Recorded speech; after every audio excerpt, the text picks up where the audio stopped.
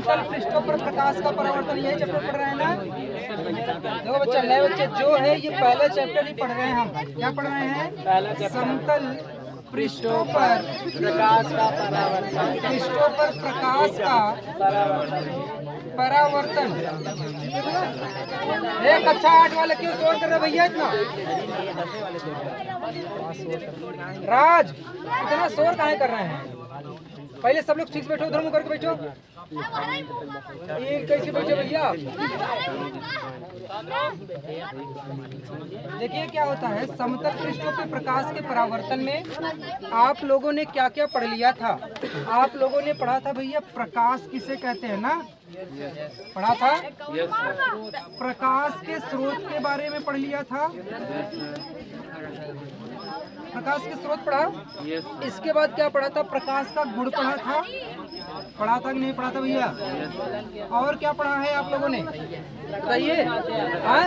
प्रकाशिक माध्यम पढ़ा है।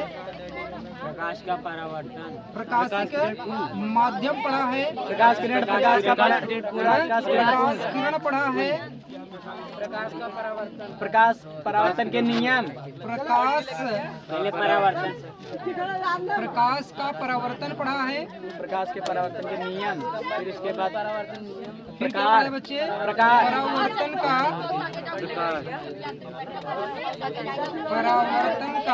नियम और प्रकाश।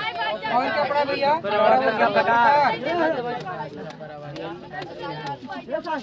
परावर्तन का प्रकार। और क्या पढ़ा है? प्रतिबिंब प्रकाश की उत्क्रमणीयता, प्रकाश की उत्क्रमणीयता, प्रतिबिंब, और क्या पढ़ा भैया? प्रतिबिंब, दर्पण, और क्या पढ़ा भैया? दर्पण। इतनी सारी चीजें आप लोग पढ़ लिए हो। एक बार सरसरी निगाह से इसको हम दोहराते हुए चलेंगे फटाफट। कैसे होगा फटाफट जरा देखिएगा। प्रकाश किसे कहते हैं? प्रकाश एक प्रकार की ऊर्जा है जो हमारे देखने की क्षमता को क्या कर देता है? बढ़ा देता है।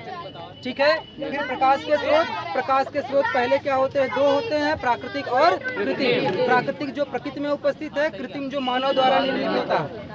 ठीक है। इसके बाद आपका क्या आता है? आपका जो ज्वलन के आधार पे होता है दीप्त प्रकाश स्रोत और अदीप्त प्रकाश स्रोत। कौन कौन सा बच्चे? दीप्त प्रकाश स्रोत और अदीप्त प्रकाश स्रोत। तो ये हो गए क्या आपके? दो हो गए प्रकाश स्रोत, आपका प्राकृतिक और कृत्रिम, दीप्त और अदीप्त। आगे बात करते हैं प्रकाश का गुण। प्रकाश के गुण के 7-8 चीजें बताया था आपको, जिसमें से बताया था प्रकाश स्वयं अदृश्य होता है लेकिन वस्तु को दिखा देता है। प्रकाश सीधी और सरल रेखा में गमन करता है, जैसे प्रकाश की चाल निर्वात में जो होती कितना होता है? इस प्रकार से 3-4 चीजें और आपको बताया हुआ था। ठीक है। आगे क्या है? प्रकाशिक माध्यम के बारे में बताया था। प्रकाशिक माध्यम वह माध्यम होता है जिसमें प्रकाश की किरणें क्या करती हैं? गमन करती हैं। तो प्रकाशिक माध्यम 3 प्रकार का बताया था आपको। कौन कौन सा? पारदर्शी, पारभाषक और अपारदर्शक। पारदर्शी, पारभाषक और अपारदर्शक। पारदर्शी, पारभाषक और अपारदर्शक। अगला क्या है? प्रकाश किरण किसे कहते हैं? प्रकाश की जिस पथ से गमन करता है उस पथ को ही क्या कहते हैं? प्रकाश किरण कहते हैं। और प्रकाश किरण पुंज बताया था इसके बारे में। प्रकाश किरणों के समूह को प्रकाश किरण पुंज कहते हैं। कितने प्रकार के होते हैं प्रकाश किरण पुंज भैया? 3 प्रकार के, अभिसारी, अपसारी और समांतर प्रकाश पुंज। सबको याद आ रहा है ना पूरी कहानी? आगे फिर क्या बताया? प्रकाश का परावर्तन किसे कहते हैं? पूरी तरह से समझ में आया? प्रकाश का परावर्तन वह होता है स्रोत से आने वाली प्रकाश की किरणें। कहाँ से आने वाली? स्रोत से आने वाली प्रकाश की किरणें किसी चिकनी, समतल और अपारदर्शी माध्यम से, चिकनी, समतल और अपारदर्शी माध्यम से टकरा करके उसी दिशा में या फिर उसी माध्यम में वापस लौट जाती है। प्रकाश की इसी घटना को क्या कहते हैं? प्रकाश का परावर्तन कहते हैं। सबको समझ में आ रहा है? आगे क्या है? परावर्तन के नियम। परावर्तन के कितने नियम होते थे? 2 नियम। आपका प्रथम नियम और द्वितीय नियम। प्रथम नियम क्या बताता था? आपतित किरण, परावर्तित किरण तथा अविलंब तीनों एक ही तल में होते हैं। ठीक है भैया। इसके बाद दूसरा क्या बताया था? आपतन कोण और परावर्तन कोण आपस में क्या होते हैं? आगे क्या बताया है? परावर्तन के प्रकार ना, परावर्तन कितने प्रकार के होते थे? 2 प्रकार के, नियमित और अनियमित। नियमित परावर्तन कब बात नहीं, नियमित परावर्तन कब होता था भैया? जब समतल चिकने पृष्ठ पर से होता था परावर्तन, और जब खुरदरे पर से होता था तो अनियमित होता था। देखा था कि नहीं देखा था? इसके बाद फिर क्या पढ़ा आप लोगों ने? प्रकाश की उत्क्रमणीयता। प्रकाश की उत्क्रमणीयता में प्रकाश के जब परावर्तन की घटना होती है तो परावर्तित किरण के लंबवत जब हम समतल दर्पण रख देते हैं, उस समय हमारी जो परावर्तित किरण रहती है वो क्या बन जाती है? आपतित किरण। और जो आपतित किरण होती है वो क्या बन जाती है बच्चा? परावर्तित किरण। हो गया। आगे क्या है बच्चा? प्रतिबिंब किसे कहते हैं और दर्पण। प्रतिबिंब के बारे में भी आप लोग को बता दिया था। प्रतिबिंब क्या होता है भैया? प्रतिबिंब वो होता है स्रोत से आने वाली प्रकाश की किरण परावर्तन तथा अपवर्तन के पश्चात जिस बिंदु पर मिलती है या मिलती हुई प्रतिबिंबित होती है, वहाँ पे क्या होता है? उस बिंदु पर वस्तु का प्रतिबिंब होता है। वस्तु का प्रतिबिंब कितने प्रकार के होते हैं भैया? 2 प्रकार के, वास्तविक और आभासी। वास्तविक प्रतिबिंब को पर्दे पर लिया जा सकता है, आभासी प्रतिबिंब को पर्दे पर नहीं लिया जा सकता। ये पहचान थी दोनों की।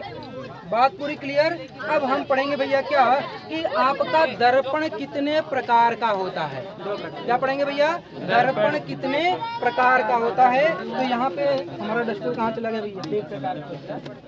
देखिए, अब हम पढ़ेंगे दर्पण कितने प्रकार का होता है। ठीक है, समझ में आया?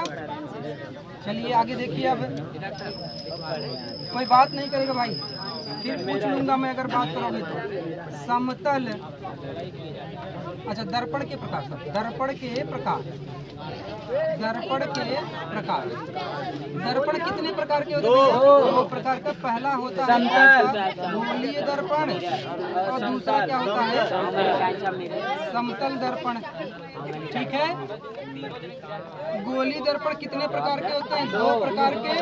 अवतल दर्पण, अवतल दर्पण, और क्या बच्चे? उत्तल दर्पण। और ये इसके बारे में हम डिटेल में पढ़ेंगे। अब इसके बारे में पढ़ेंगे बच्चा। समतल दर्पण के बारे में हम क्या करेंगे? डिटेल में पढ़ेंगे। ठीक है। गोली दर्पण के बारे में हम कहाँ पे पढ़ेंगे?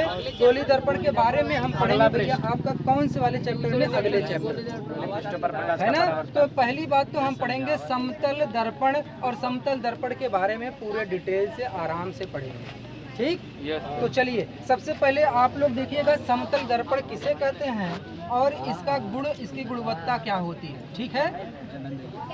इसके कितने प्रकार के गुण हैं, ये कौन कौन सा कार्य कर सकता है, इसमें बनने वाला प्रतिबिंब कैसा होगा, इन सब बारे में हम जो है देखेंगे। ठीक। तो चलिए देखिएगा समतल दर्पण। समतल दर्पण ऐसा दर्पण बच्चा जो कैसा हो? एकदम चिकना और समतल हो।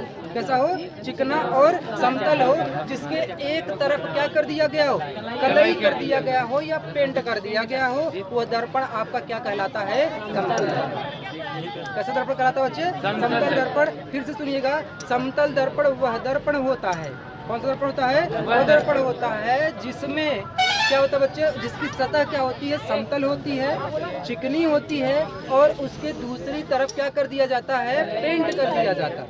इस प्रकार के दर्पण को क्या कहा जाता है? समतल दर्पण कहा जाता है। समझ में आ रहा है पूरी तरह से? अब आप लोग देखेंगे समतल दर्पण के गुण। क्या देखेंगे भैया? समतल दर्पण के गुण। समतल दर्पण तो भैया आप लोग देख लिए सीधा होता है, समतल होता है ना भैया। और क्या होता है? एक तरफ क्या कर दिया गया होता है? पेंट कर दिया गया। ठीक। ये बातें आप लोग इसके गुण में देख लिया। अब यहाँ पे देखिए समतल दर्पण द्वारा जो प्रतिबिंब बनता है, क्या बनता बच्चे? प्रतिबिंब। समतल दर्पण द्वारा बना प्रतिबिंब है ना। समतल दर्पण द्वारा जो भी प्रतिबिंब बनता है उसके बारे में हम क्या करेंगे? एक एक करके क्रमवार से समझेंगे। तो सबसे पहली बात तो ये है कि समतल दर्पण में आपका जो चित्र बनता है वो कैसा बनता है भैया? बताइए। सीधा बनता है? कैसा बनता है भैया? सीधा बनता है। और कैसा बनता है? आभासी बनता है। पहला गुण क्या है इसका? पहला गुण यही है, समतल दर्पण में बनने वाला जो प्रतिबिंब होता है वो कैसा होता है? सीधा होता है। और क्या होता है? आभासी होता है। बोलिए, ये बात समझ में आई? सीधा और कैसा होता है? आभासी होता है। और दूसरा गुण क्या है उसका? समतल दर्पण द्वारा बना प्रतिबिंब वस्तु के आकार के बराबर होता है। हाँ, क्या होता है भैया? अगर आप समतल दर्पण के फोकस पर खड़े हो, कहाँ पे खड़े हो? समतल दर्पण के फोकस पे। अच्छा, फोकस आप लोग कंफ्यूज मत होइएगा, ये दूसरे चैप्टर में फोकस के बारे में आपको पढ़ाऊंगा, लेकिन अभी के लिए बस ये समझो कि फोकस दर्पण की एक दर्पण से कुछ दूरी है, जिस दूरी को कहा जाता है फोकस दूरी या फोकस, ठीक है ना? तो दर्पण से कुछ दूरी ही आपका क्या कहलाता है बच्चे? फोकस दूरी कहलाता है। अगर आप समतल दर्पण के फोकस दूरी पर खड़े हैं तो आपका जो प्रतिबिंब बनेगा वो आपके आकार के बराबर आपका प्रतिबिंब बनेगा।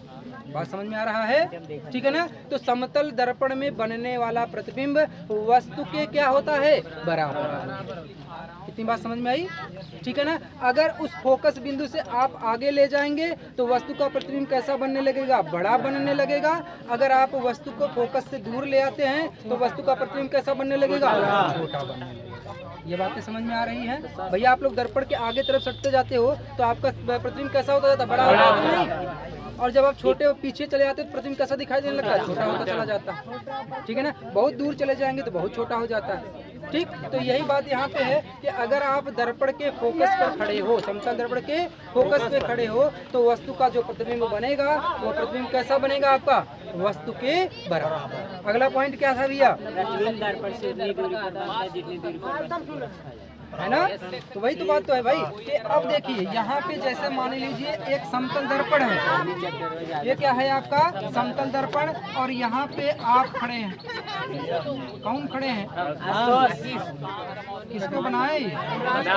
फिजिक्स वाला, फिजिक्स वाला है ना?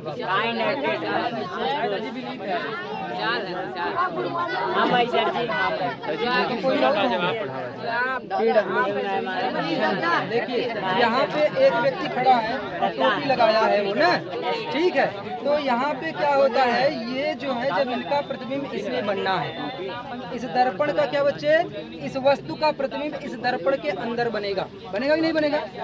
अब आप जैसे जैसे आप क्या करते हो बच्चा? आगे बढ़ते हो तो प्रतिबिंब भी आगे आपको बढ़ता हुआ दिखता है, और अगर आप पीछे जाते हो तो प्रतिबिंब भी आपको क्या लगता है? पीछे जा रहा है। समझ रहे हो नहीं समझ रहे हो? इसका मतलब है कि जितना दूरी आपके बीच में दर्पण का होगा उतना ही दूरी यहाँ पे जो प्रतिबिंब बना है उस प्रतिबिंब का भी होगा आपका। बात समझ में आ रहा है? जितनी दूरी यहाँ पर है उतनी दूरी यहाँ पर भी होगी। तो तीसरा पॉइंट भी यही बताता है कि वस्तु से उतनी ही होती है।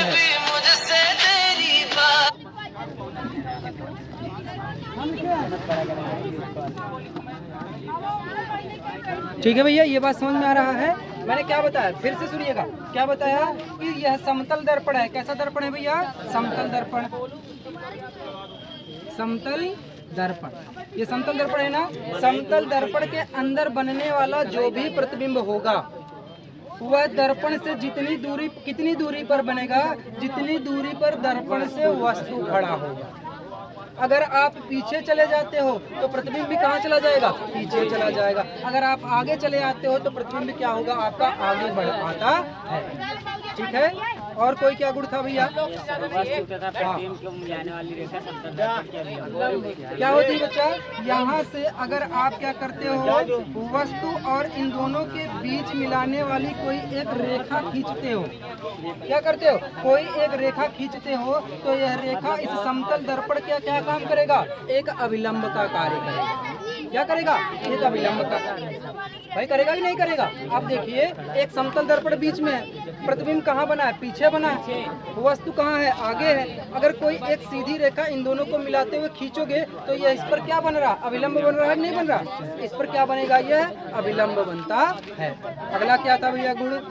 अगला गुण ये रहा होगा कि अगर आपको समतल दर्पण में अपना पूरा का पूरा प्रतिबिंब देखना है तो दर्पण का ऊंचाई के, कितनी ऊंचाई के?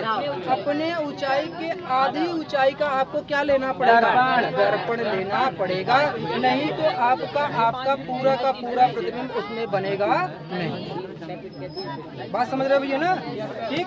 तो एक गुण ये भी था कि अगर आपका वस्तु का प्रतिबिंब दर्पण में पूरा देखना है तो वस्तु की ऊंचाई की आधी ऊंचाई का दर्पण आपको लेना पड़ेगा, जिसमें आपका वस्तु का पूरा उसका प्रतिबिंब बन जाएगा। तो ये अभी तक का था बच्चे आपका क्या पहला चैप्टर। इसमें एक हेडिंग और बच जाता है आपका क्या कि पार्श्व उत्क्रमण। अभी आप लोगों ने प्रकाश की उत्क्रमणीयता पढ़ा था, लेकिन एक चीज होता है पार्श्व उत्क्रमण। पार्श्व उत्क्रमण किससे संबंधित है? आपका समतल दर्पण से ही संबंधित है। किससे संबंधित है बच्चा? समतल दर्पण से।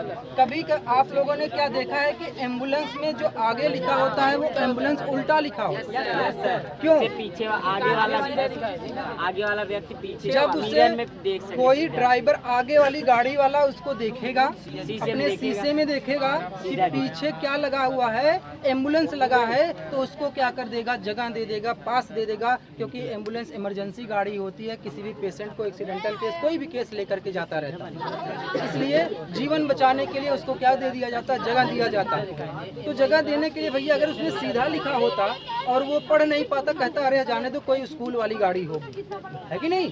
तो इसलिए उसमें कैसा लिखा जाता है? उल्टा लिखा जाता है। अब कैसे उल्टा लिखा जाता है? अगर यहाँ पे ए लिखा गया है इस प्रकार से, तो इसमें एक ऐसा बनेगा। ये समतल दर्पण है आपका। कौन सा दर्पण है? समतल दर्पण। अगर यहाँ पे बगल में रखा, देखो दो कंडीशन होते हैं बच्चा। अगर बगल में रखी है तो यह वाला जो बिंदु है, अगर मैं इसको ऐसे कर देता हूँ तो ये हो जाएगा इस ठीक। और अगर इसी दर्पण को हम कहाँ लगा दे? नीचे लगा दे। कहाँ लगा दे? नीचे लगा दे, तब बनने वाला जो प्रतिबिंब होगा ऐसे होगा। बात समझ में आ रहा है? ठीक है। देखिए दो कंडीशन में बता रहे हैं, एक आपका वर्टिकल में और एक हॉरिजॉन्टल में, एक ऊर्ध्वाधर में और एक क्षैतिज में। अगर ऊर्ध्वाधर में समतल दर्पण को रखे हो, अगर मान लीजिए आप ऐसे रखे हो बी के लिए इस प्रकार से, तो बी कैसा बनेगा भैया? यहाँ पर इसका।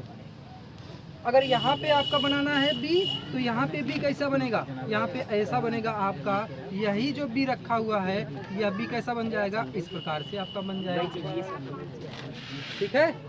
यहाँ पर भी बी क्या बनेगा? जस्ट नीचे वाला पलट करके ऊपर हो जाएगा और ऊपर वाला पलट करके कहाँ चला जाएगा? नीचे। और यहाँ पे सामने वाला पलट करके क्या हो जाएगा? पीछे चला जाएगा और पीछे वाला कहाँ चला जाएगा? सामने चला जाएगा। ठीक है। तो ये दोनों अंतर होता है किसमें? आपका समतल दर्पण के द्वारा बनना जो प्रतिबिंब होता है। तो समतल दर्पण द्वारा जो भी प्रतिबिंब आपका अक्षरों का बनता है, किसका बनता है? अक्षरों का जो भी प्रतिबिंब बनता है वह कौन सी घटना होती है? वह घटना आपका पार्श्व उत्क्रमण की घटना कहलाती है। तो अंग्रेजी के वर्णमाला के अक्षरों का समतल दर्पण में बना प्रतिबिंब उल्टा बनता है, यह पार्श्व उत्क्रमण की घटना कहलाती है। ये किसके कारण होता है? पार्श्व उत्क्रमण की घटना के कारण होता है। और इसका जो बना प्रतिबिंब होता है इस प्रकार से बनता है। पूरी तरह से बात समझ में आई है? ठीक है। आप लोग पहला चैप्टर अभी रिवीजन करिए। मैं आपसे पूछूंगा अभी के अभी 10 मिनट के अंदर सबसे पूछ लूंगा मैं एक एक क्वेश्चन करके। पहला चैप्टर अभी पूछूंगा और कल इसका पूरा न्यूमेरिकल और कल इसका सबके पाठ में नोट्स होना चाहिए मंडे को। ठीक है। मंडे को सर? हाँ, मंडे को बुलाएंगे सर। हाँ? संडे को नहीं बुलाएंगे। काम कहा था? पहला चैप्टर आपका नोट्स मंडे को चेक करूंगा, कल पूछूंगा और कल इस पाठ का पूरा न्यूमेरिकल भी चेक करूंगा। आप तीनों को छोड़ करके आप तीनों क्या करेंगे? आप तीनों नोट्स लेकर किसी का जाएंगे और नोट करेंगे। ठीक है ना? क्या बनाएंगे? नोट्स बनाएंगे। आप लेकिन याद करेंगे। ठीक। हाँ हाँ, नहीं वो याद करेंगे, कई दिन से आ रहे हैं। ठीक। चलिए।